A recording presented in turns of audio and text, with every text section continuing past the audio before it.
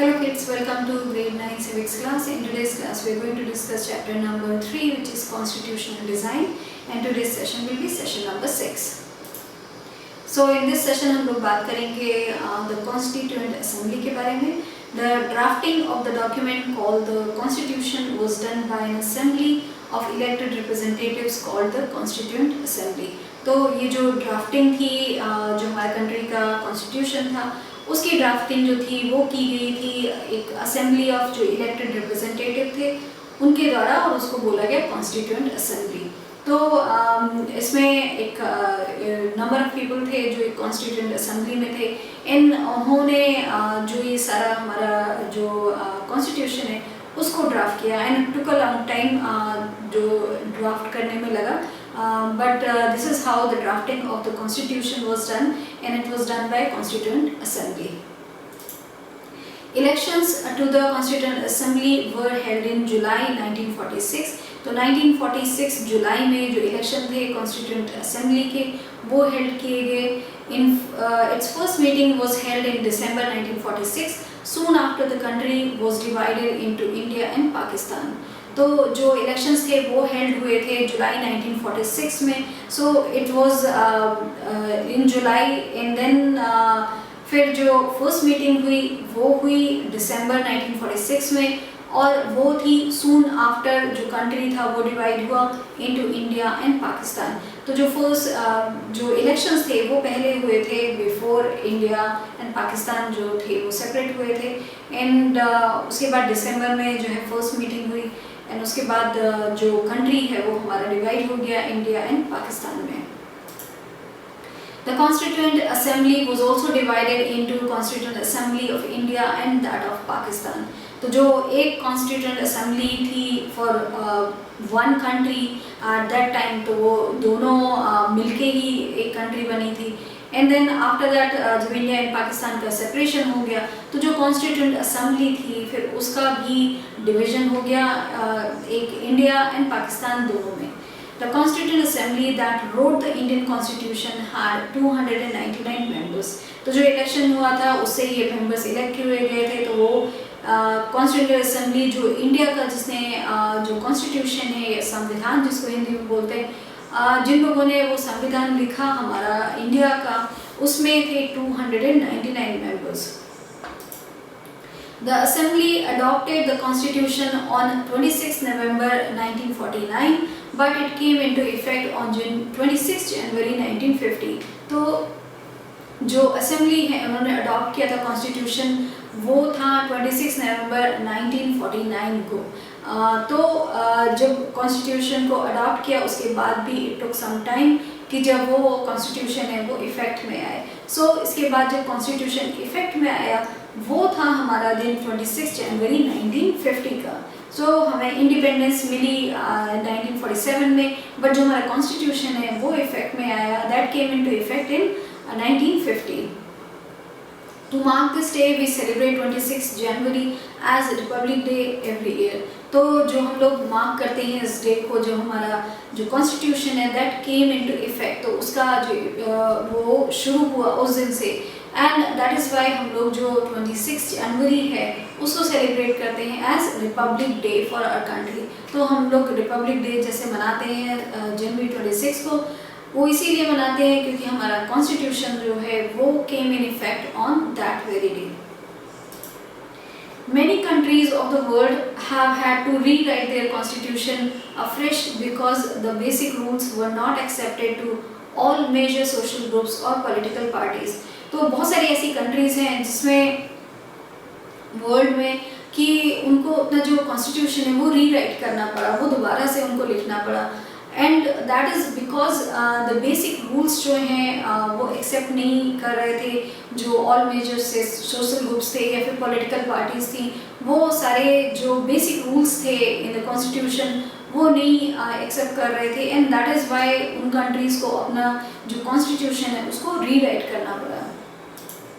In some other countries, the constitution exists as a mere piece of paper. No one actually follows it. तो अगर हम लोग देखें कुछ कंट्री में तो they have to rewrite the constitution because बहुत सारे जो मेजर सोशल ग्रुप्स थे वो उसको नहीं एक्सेप्ट कर रहे थे। एंड देन उसके अलावा कुछ और कंट्रीज ऐसे हैं जहाँ पे कॉन्स्टिट्यूशन एग्जिस्ट तो करता है बट वो एक मेयर पीस ऑफ पेपर है, मतलब उसकी कोई वैल्यू नहीं है। वहाँ पे जो पीपल हैं of that country they don't abide by that, no one actually follows it. तो कॉन्स्टिट्यूशन तो है इन सम कंट्रीज पर उसको फॉलो नहीं किया जाता है। सो देर आर सम कंट्रीज की जहाँ पे कॉन्स्टिट्यूशन है उसको रीराइट करना पड़ा, एंड देन कुछ कंट्रीज ऐसे भी हैं जहाँ पे कॉन्स्टिट्यूशन है बट कोई इसको फॉलो नहीं करता है। The experience of a constitution is different. तो हमारा जो कंट्री का कॉन्स्टिट्यूशन है उसका जो एक्सपीरियंस है एंड द वे हम लोग उसको फॉलो करते हैं या फिर जिस तरीके से हम उसको मानते हैं वो बिल्कुल डिफरेंट है। Over the last half a century several groups have questioned some provisions of the constitution। तो अगर हम लोग देखें ओवर लास्ट हाफ सेंचुरी अगर हम लोग देखें तो काफ़ी जो ग्रुप्स हैं, सेवरल ग्रुप्स हैं, उन्होंने क्वेश्चन किया है जो कुछ प्रोविजंस हैं कॉन्स्टिट्यूशन के। तो देर आर सम जो चैलेंजेस हैं वो हैं but it will keep changing because times are changing. 1950 से हमारा कॉन्स्टिट्यूशन लिखा है तो टाइम भी इतना चेंज हो गया है। सो दैट इज़ वाई जो थोड़ा बहुत प्रोविजंस हैं जो लोग क्वेश्चन करते हैं वो परफेक्टली वो चलेगा because of the times are changing too. But no large social groups or political party has ever questioned the legitimacy of the constitution itself।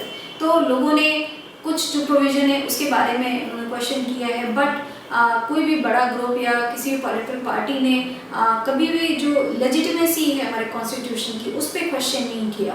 सो वो कभी क्वेश्चन नहीं आया कि ये कॉन्स्टिट्यूशन कितना लेजिटिमेट है या फिर ये होना चाहिए या नहीं होना चाहिए, इतने बड़े लेवल पे कभी नहीं हुआ।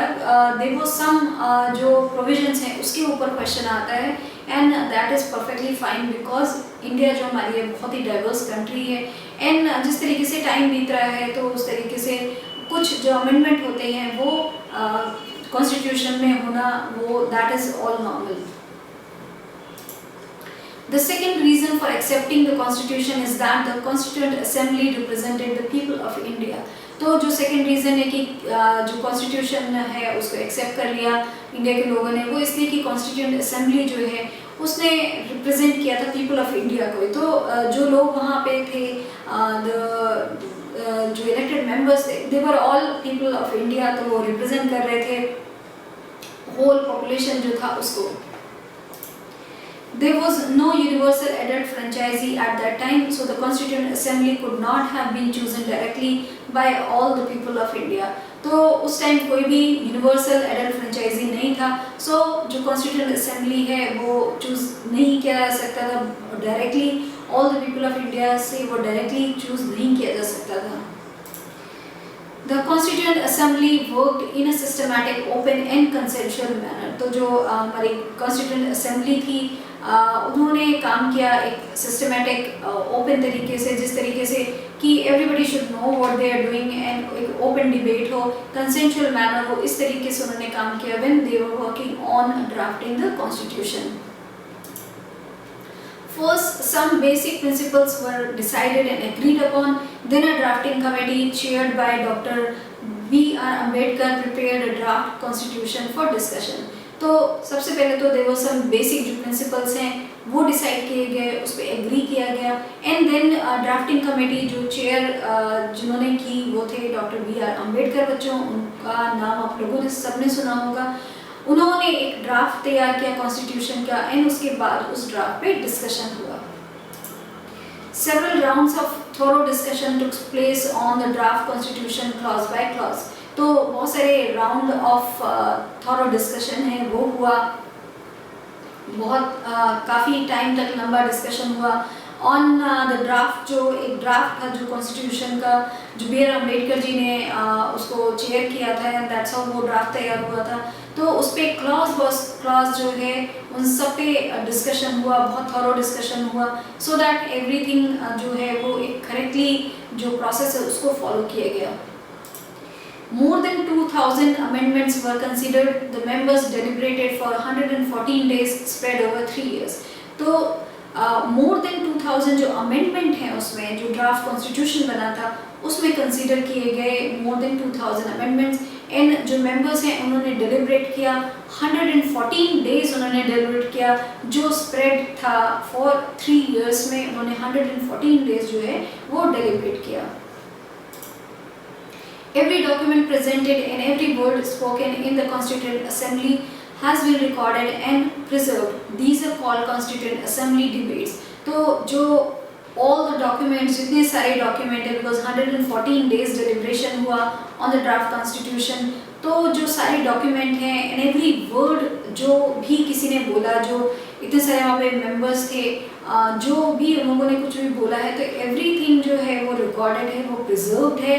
जो भी कॉन्स्टिट्यूएंट असेंबली ने उस टाइम जो भी डिस्कशन किए and also every paper that was being used जो ड्राफ्ट पे डिस्कशन हो रहा था उसमें, सो ये जो सारी चीज़ें हैं उनको बोला जाता है कॉन्स्टिट्यूएंट असेंबली डिबेट्स। तो ये सारे जो एक तरीके से प्रूफ है, तो उन सबको रखा गया है, उन सबको प्रिजर्व किया गया है। सो ऑल द डॉक्यूमेंट जो प्रेजेंट किया गया एंड ऑल द रिकॉर्डिंग्स जो है, जो एवरी वर्ड स्पोकन था एट दैट टाइम अपने जो हमारा संविधान है उसको बनाने के लिए, सो वो सारा अभी भी प्रिजर्व्ड है।